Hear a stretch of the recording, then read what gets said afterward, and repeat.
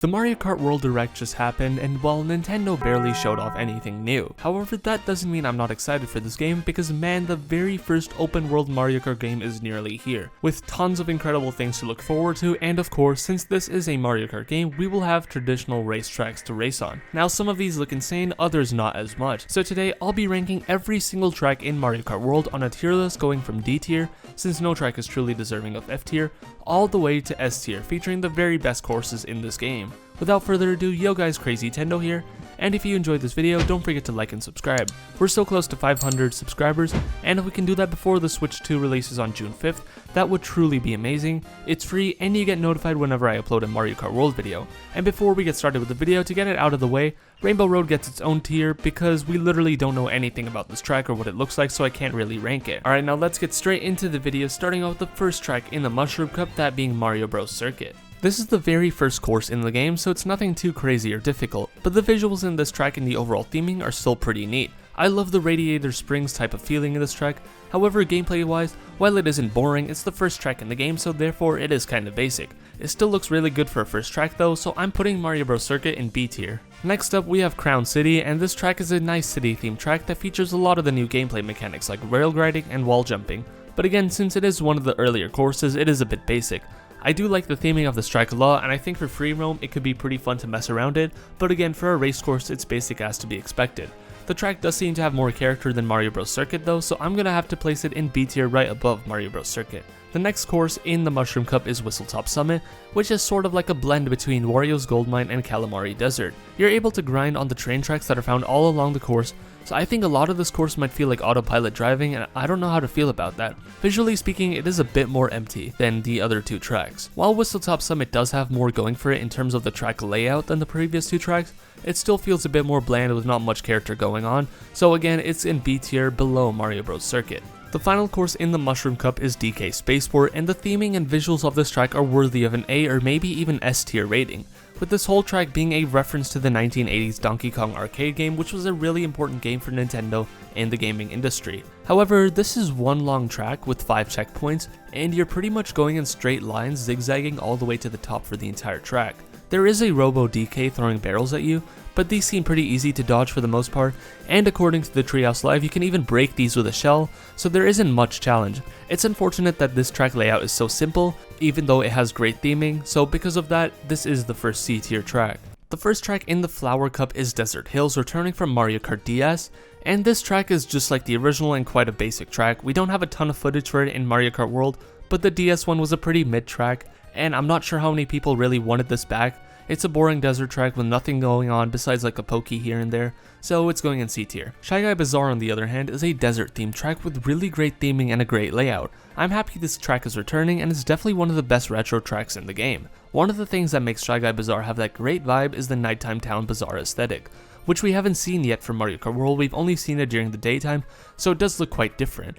But the game does have a day-night cycle, so let's see how that works. Admittedly, this track is a bit more on the simple side of things, but it's still a lot of fun, and there's so much character in the Shy Guy Bazaar overall, so we're putting this in A tier. The third track in the Flower Cup is N64 Wario Stadium, which was the only N64 track that hadn't returned as a retro track before, and yeah, I'm not looking forward to this one honestly. While the original N64 one was way too long and boring, this one feels like they cut too much from it. But it's still as boring as the original one.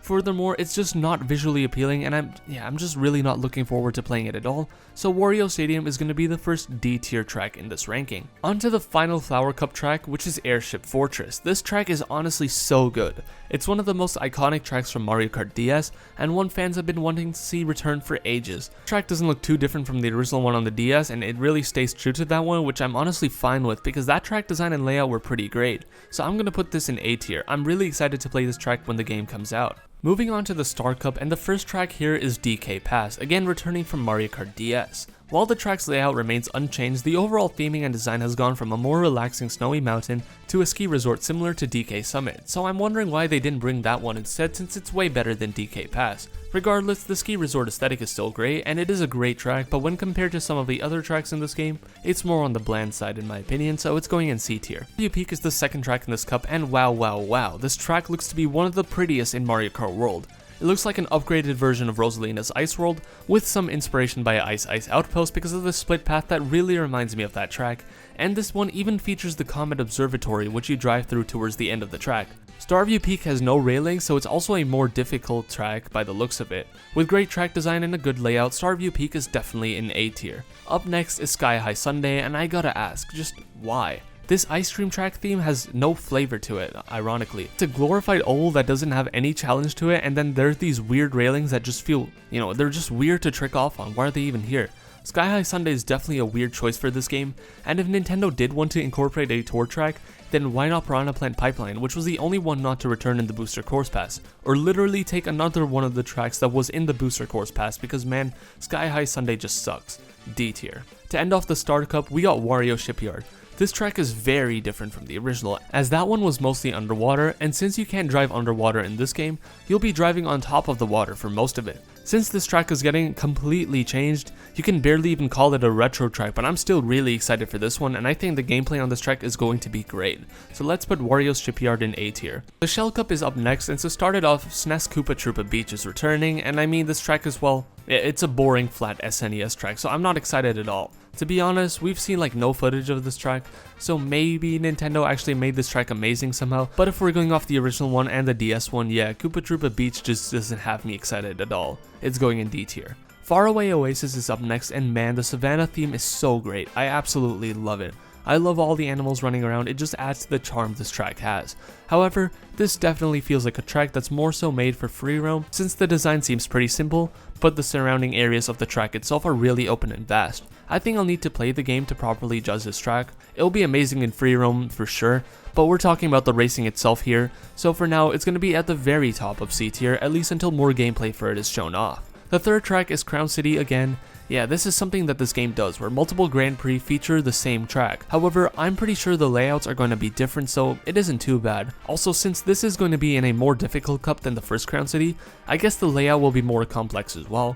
But since we don't actually know anything about this variant yet, it's going to go right behind Crown City 1 in B tier. Peach Stadium is the next track, and it ends off the Shell Cup, and honestly for this track, I'm not too sure about it. It just seems a bit boring, it doesn't have a lot of character. It kinda reminds me of Mario Kart Stadium from Mario Kart 8 in a way. This track is right at the center of the open world, so I guess it's supposed to be one of the main important tracks, but if I'm being honest, it looks kind of boring, and the track layout as well, it looks more like an introductory track for new players, so I think this is a D tier track. Up next, we got the Banana Cup, and I think this might be my favorite cup in the entire game, because the track selection here seems so good. Starting things off with Peach Beach, which returns from Mario Kart Double Dash. I mean, this track is pretty simple, but the tropical aesthetic is pretty neat, and also this track is the reason why Cataquacks are playable characters, which is pretty funny. Unlike the original track, you're able to drive on the water, since it's one of the mechanics in this game, so that's pretty cool. Peach Beach is just a classic track, and Nintendo, please bring back that suspiciously shaped rock. You know what I'm talking about. Anyways, this track is gonna go in B tier.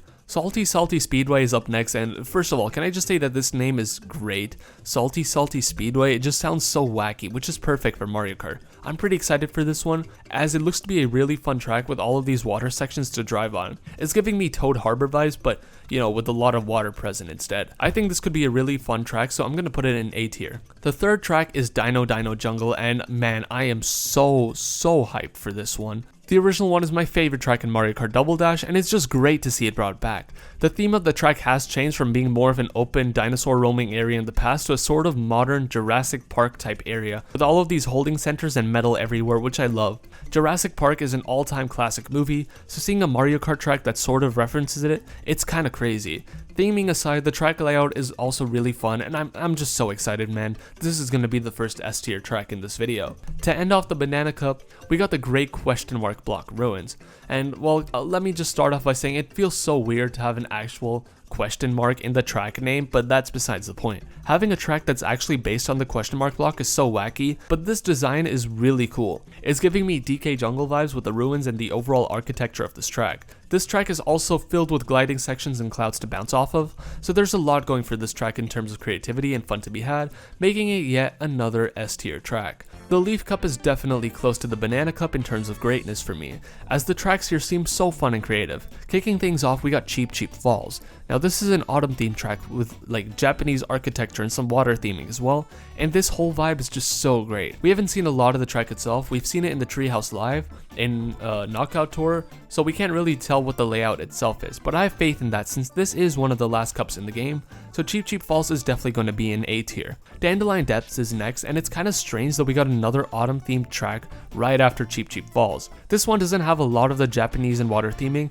and instead we see like a train slightly above the main track. The design is pretty nice, I guess. It looks like a nice calm autumn park. It's definitely not as great as Cheep Cheep Falls, so I'm going to be putting it in B tier. Next is Boo Cinema, and wow, this track looks amazing. I'm so hyped for it. The vintage horror movie theming is so cool, and you even drive through the screen and then ride on a film roll. I'm so down for this, man. And the theming, it has to be one of the most creative themes for a track in this entire game. Since it's a horror themed track of sorts, of course this place is filled with boos, hence the name Boo Cinema, and this is just one of my favorite Nitro tracks in this game. The horror vibe, the black and white cinema theming, it just works so well. I gotta put this in S tier. Lastly, for the Leaf Cup, we got Dry Bones Burnout, and this track is almost like a traditional Bowser's Castle type of track, with all the lava and stone architecture, but of course with Dry Bones theming on top of it. Pretty excited for this one because it just looks great, helps to round off this cup of great tracks. There's barely any footage of Dry Bones Burnout, so I'll put whatever I can find on screen right now, but yeah, there isn't a lot to go off of, but with how great this whole cup has been, and this theming looking really good, I'm putting Dry Bones Burnout in A tier. The Lightning Cup is the second last cup in this game, and to start things off, Moo Moo Meadows is returning yet again. This is the third home console Mario Kart game in a row to feature this track, fourth time if you count 8 and 8 Deluxe as separate entries. So I'm surprised that this track is coming back, but then again, it's the reason why we get to play as the cow, so I'm not complaining. I mean, Moo Moo Meadows is a pretty standard course and a fan favorite one. We haven't seen how different the track itself is in Mario Kart World, we just know what that overall region of the track looks like thanks to the treehouse. But with this being a more basic track compared to the others in this game, it's going to be in C tier. Now, I was really surprised to see that Choco Mountain is making a return, and at first when I heard that it was coming back, I was kind of disappointed because I just find the original one really ugly. But in Mario Kart World, it's got a completely new design and almost looks like an entire new track, with it now having a sort of monster truck or dirt bike type of design. Not really sure how to describe it, but you get what I mean. This is the biggest retro track makeover in this game, but I mean, at its core, it's still Choco Mountain with a simple layout. Again, this is one of those tracks that I'll just need to wait to play to properly judge, but for now, I think it belongs in C tier. The Lightning Cup's next track had everyone screaming when the music was shown off in the Switch 2 Direct. You know what track I'm talking about, it's Toad's Factory.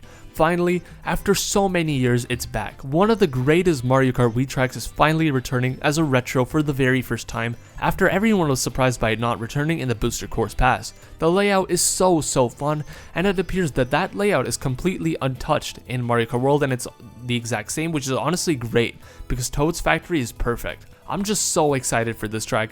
I cannot wait to finally play this in a modern day Mario Kart game, so, you know, it has to be an S tier. Bowser's Castle ends off the Lightning Cup, and this one looks pretty unique. Similar to how Mario Kart 8's Rainbow Road was more mechanical looking than usual, they did the same sort of thing with this track, with lots of monitors and computers everywhere. But you also fly up into a thundercloud, sort of like Cloud Top Cruise, so they're definitely trying out a mix match of new, different theming in this track, and I'm all for it. It still has the classic elements like lava, the castle itself, and a giant Bowser spitting fire, but I really like this unique take on the track, so I'm putting it in A tier. Now finally, the last cup in this game is the Special Cup, and the first track here is Acorn Heights. This track is sort of similar to Wild Woods from Mario Kart 8 Deluxe, but with a more magical, mystical, enchanted sort of vibe, and it looks a bit more complex than Wild Woods in Mario Kart 8. Multiple different paths towards the end, so you're able to race how you want in this track, and just the whole vibe and feeling of this track is super unique and interesting, so I'm placing it in A tier.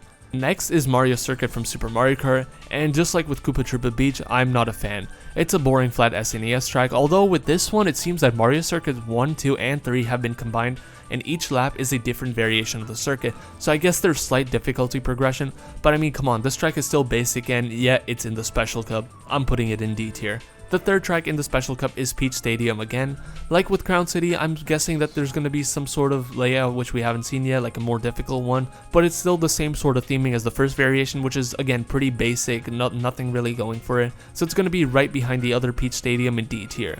Finally, Rainbow Road, and like I mentioned at the very start for this video, we don't know anything other than that it exists. First, Nintendo of Korea posted that image, and then the Mario Kart World Direct teased it and said you unlock it by beating the other Grand Prix. But I mean, it's a Mario Kart game, of course there was going to be a Rainbow Road, but since we know nothing about how this track looks and what the layout is, I can't rank it, so Rainbow Road will have its own little tier. And while that was my ranking of every track in Mario Kart World, of course this is just my opinion, so feel free to let me know down in the comments what your guys' rankings are. I'm super curious to see what other people think of these tracks. Mario Kart World releases June 5th, and I'm so stoked for this game.